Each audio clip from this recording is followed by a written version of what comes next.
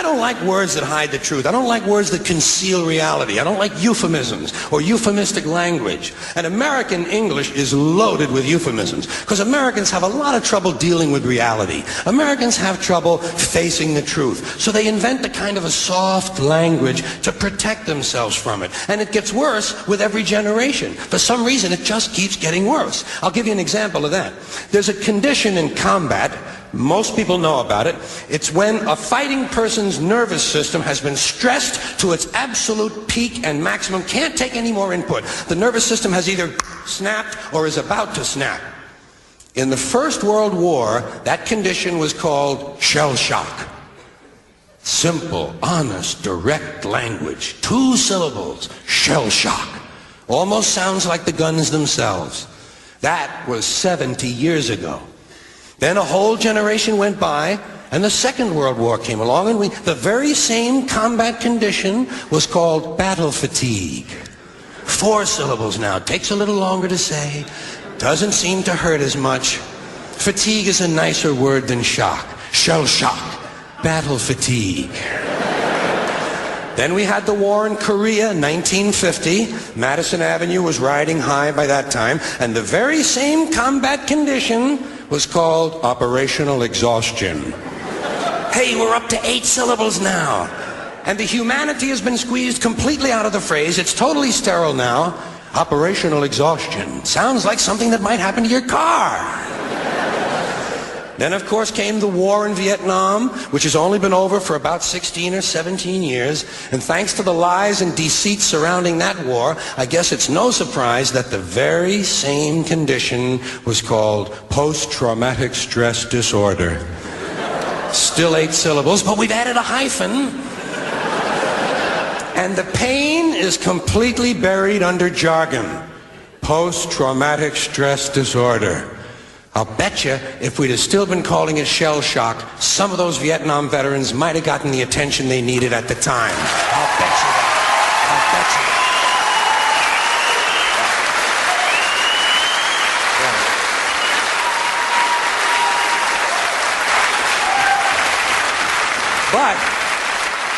But it didn't happen. And one of the reasons is because we were using that soft language, that language that takes the life out of life. And it is a function of time. It does keep getting worse. Give you another example. Sometime during my life, toilet paper became bathroom tissue. I wasn't notified of this. No one asked me if I agreed with it. It just happened. Toilet paper became bathroom tissue. Sneakers became running shoes. False teeth became dental appliances.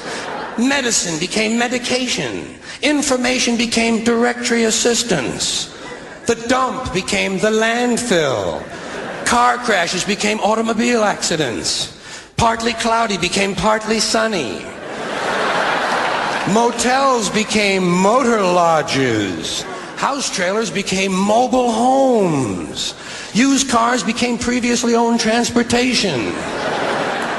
Room service became guest room dining. And constipation became occasional irregularity. When I was a little kid, if I got sick, they wanted me to go to the hospital and see the doctor.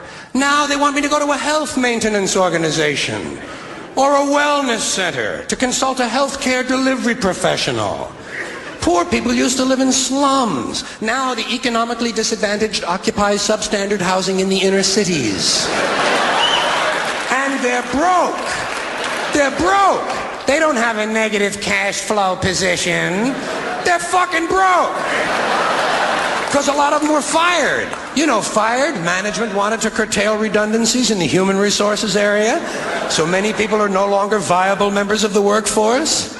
Smug, greedy, well-fed white people have invented a language to conceal their sins. It's as simple as that. The CIA doesn't kill anybody anymore. They neutralize people. Or they depopulate the area. The government doesn't lie. It engages in disinformation. The Pentagon actually measures nuclear radiation in something they call sunshine units. Israeli murderers are called commandos. Arab commandos are called terrorists. Contra killers are called freedom fighters.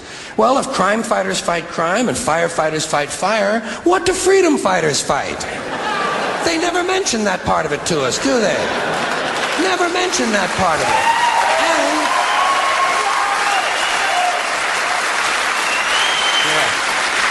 And some of this stuff is just silly. We all know that. Like on the airlines, they say they want a pre-board. Well, what the hell is pre-board? What does that mean? To get on before you get on? They say they're going to pre-board those passengers in need of special assistance. Cripples! Simple, honest, direct language. There's no shame attached to the word cripple that I can find in any dictionary. No shame attached to it. In fact, it's a word used in Bible translations. Jesus healed the cripples. Doesn't take 7 words to describe that condition. But we don't have any cripples in this country anymore. We have the physically challenged. Is that a grotesque enough evasion for you? How about differently abled? I've heard them called that, differently abled. You can't even call these people handicapped anymore. They'll say, we're not handicapped, we're handy-capable. These poor people have been bullshitted by the system into believing that if you change the name of the condition, somehow you'll change the condition. Well, hey, cousin, doesn't happen. Doesn't happen. We have no more deaf people in this country, hearing impaired. No one's blind anymore, partially sighted or visually impaired. We have no more stupid people. Everybody has a learning disorder. Or he's minimally exceptional. How would you like to be told that about your child? He's minimally exceptional. Oh, thank God for that. Psychologists actually have started calling ugly people those with severe appearance deficits. It's getting so bad that any day now I expect to hear a rape victim referred to as an unwilling sperm recipient.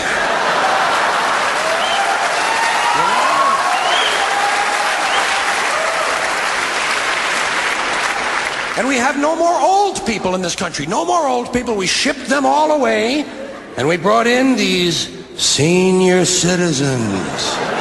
Isn't that a typically American 20th century phrase? Bloodless, lifeless. No pulse in one of them. A senior citizen. But I've accepted that one. I've come to terms with it. I know it's here to stay. We'll never get rid of it. That's what they're going to be called, so I'll relax on that. But the one I do resist, the one I keep resisting, is when they look at an old guy and they'll say, look at him, Dan, he's 90 years young. Imagine the fear of aging that reveals. To not even be able to use the word old to describe someone, to have to use an antonym.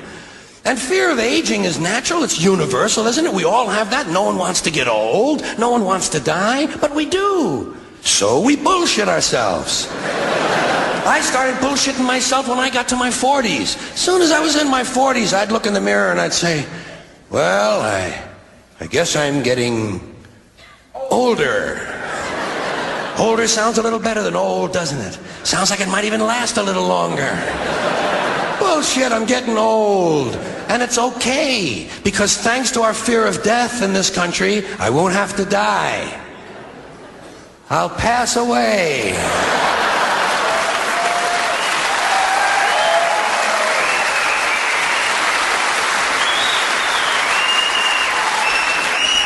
Or I'll expire like a magazine subscription. If it happens in the hospital, they'll call it a terminal episode. The insurance company will refer to it as negative patient care outcome. And if it's the result of malpractice, they'll say it was a therapeutic misadventure. I'm telling you, some of this language makes me want to vomit. Well, maybe not vomit. Makes me want to engage in an involuntary personal protein spill. Thank you all.